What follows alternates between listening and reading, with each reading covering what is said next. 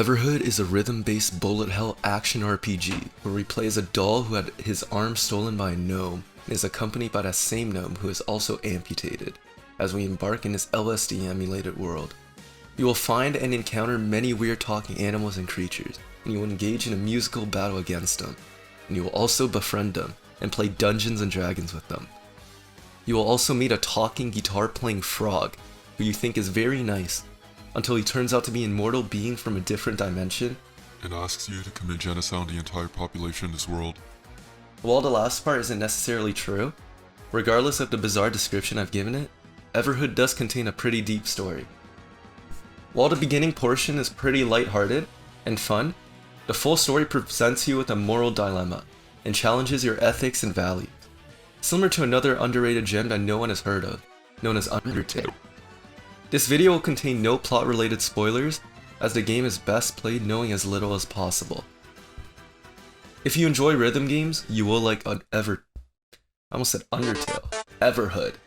If you don't enjoy rhythm games, you will like Everhood, and then like rhythm games.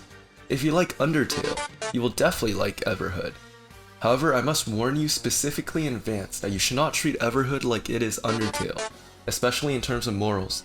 The comparison had to be made eventually, but the game is unique in its own way, and deserves to be played as its own game. Anyways, let's start the review. I originally discovered Everhood on a day where I was watching a very peculiar video covering a very interesting individual, and YouTube decided that it was relevant to recommend to me a video covering this mysterious game from the same YouTuber. Intrigued, I decided to check out what this game was about. And turns out this was one of those rare times where fans were right to refer to a game as a hidden gem. Despite coverage from a big YouTuber, this game was completely glossed over in 2021.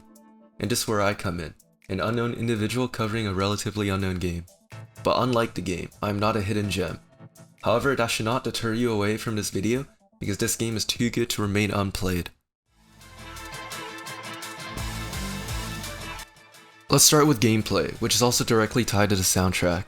As stated previously, Everhood is an action RPG whose core gameplay revolves around what I would call rhythm-based bullet hell, where rather than inputting commands based on a rhythm, you're instead dodging attack patterns that are based on rhythm, and parrying attacks back to damage bosses.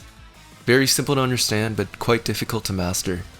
It's a rather unique combat system, one that is extremely fun, but also very punishing.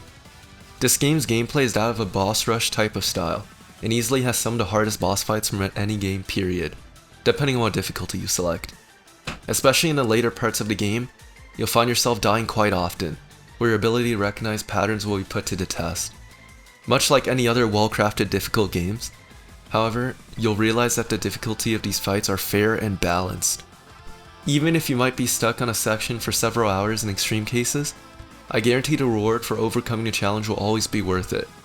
Except when it's not. In that case, feel free to turn down the difficulty of the game if you are a morally bad person.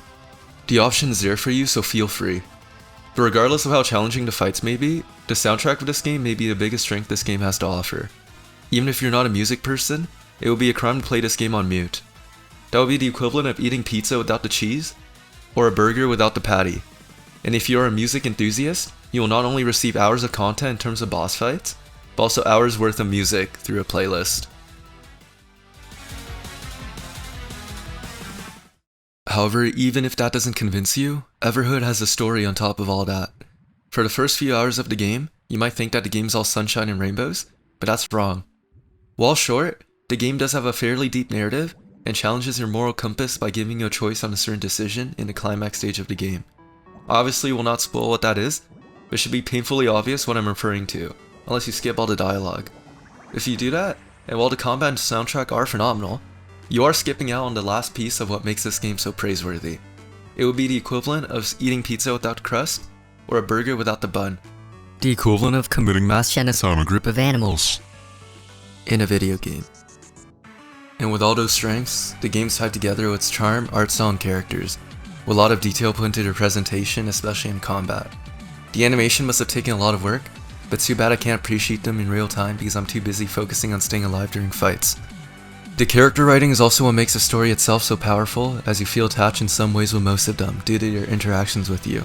Each character feels incredibly unique, with their own obvious personalities and traits. You almost start to predict parts of what they're going to say before each encounter simply because of past interactions. I think that's really good writing when you start to understand these fictional characters, especially when the time you spend with them isn't that long. I do wish I could go more in depth with the story of this game, because one reason I think this game is so great is because of its philosophical topic. It's one of the most interesting and divisive concepts. I feel like even mentioning it would ruin parts of the story, so I'll abstain from doing so.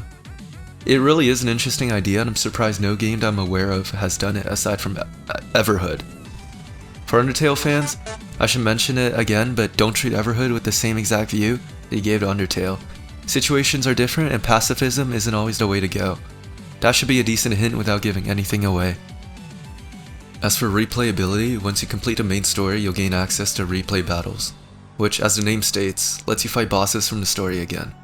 Your scores are saved after each battle so you can compare to other players and feel bad about yourself, or you can try to hit the top of the leaderboards to make other people feel bad about their own existence. If you're an achievement hunter, this is where you can get all your no-hit achievements as well. I personally wouldn't recommend it to the average player, as I've lost my mind fighting some of these bosses trying not to get hit.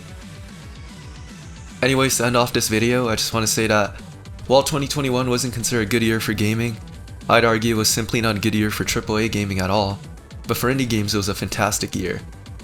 However, the problem with this statement is that every year as of recently has been a good year for indie games. However, even as another indie game, Everhood didn't receive as much attention as many of its peers, both in terms of games released this year and games similar to it. And that's not to say those games are not deserving of their attention, but only that Everhood should at the very least be played more due to its strengths. While this specific video might not accomplish that, at the very least maybe I'll at least convince some friends to play with this video. Anyways, like and subscribe and all that YouTube BS. If you like Everhood and care about children's rights, then support the video and hope it gets recognized by the algorithm. Thanks.